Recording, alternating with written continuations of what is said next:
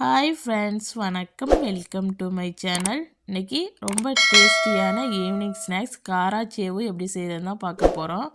வாங்க இந்த காராச்சேவு எப்படி செய்கிறதுன்னு வீடியோக்குள்ளே போய் பார்க்கலாம்.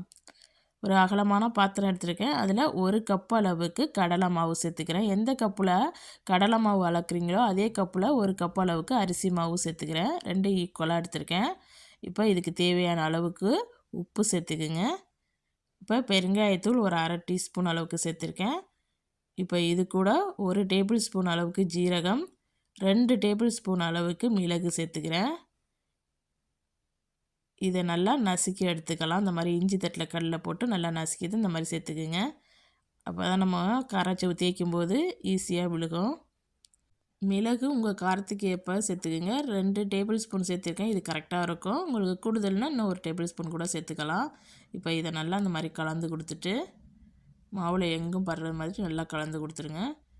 இப்போ இது கூட நல்லா சூடான நெய்யில் 2 டீஸ்பூன் அளவுக்கு சேர்த்துக்கிறேன். நல்லா வாசனையாக இருக்கும். நம்ம காராச்சேவு சாப்பிடும்போது உங்களுக்கு நெய் வாடை பிடிக்கலைன்னு சொன்னால் எண்ணெயில் நல்லா சூடுபடுத்திட்டு 2 டீஸ்பூன் அளவுக்கு சேர்த்து நல்லா கலந்து கொடுத்துக்குங்க. இப்போ தண்ணியை நல்லா சூடுபடுத்திட்டு நல்லா கை பொறுக்கிற அளவுக்கு உள்ள தண்ணியை கொஞ்சம் கொஞ்சமாக தண்ணியை சேர்த்து மாவை நல்லா பிசைஞ்சு எடுத்துக்கலாம்.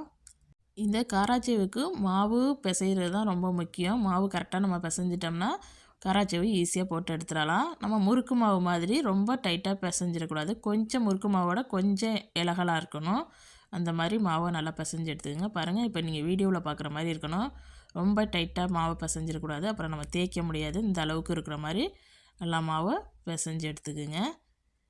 இப்போ நம்ம வீட்டில் இருக்கிற நான் ஜல்லி கரண்டி தான் எடுத்துக்கேன். உங்கள்கிட்ட பூவந்தி கரண்டி இருந்துச்சுன்னா அதை எடுத்துக்குங்க. நான் இந்த மாதிரி எல்லார் வீட்லேயும் இருக்கிற மாதிரி இருக்கிற கரண்டியில் வச்சு இந்த மாதிரி கொஞ்சம் கொஞ்சமாக மாவை வச்சு இந்த மாதிரி தேய்ச்சிங்கன்னா கீழே விழுகும். ஒரு 3-4 டைம் தேய்ச்சிட்டாவே கீழே விழுக கிளம்பிடும். பாருங்கள், இந்த மாதிரி கொட்டுது பாருங்கள் கீழே. இந்த மாதிரி கொஞ்சம் கொஞ்சமாக எண்ணெயில் நம்ம தேய்ச்சி விட வேண்டியதான். இப்போ ஒரு கடாயில் எண்ணெய் ஊற்றிருக்கேன். எண்ணெய் நல்லா சூடானதுக்கு பிறகு அடுப்பை மீடியம் ஃப்ளேமில் வச்சுட்டு கொஞ்சம் கொஞ்சமாக மாவை எடுத்து இந்த மாதிரி தேய்ச்சிங்கன்னா பாருங்கள் எப்படி விழுகுதுன்னு.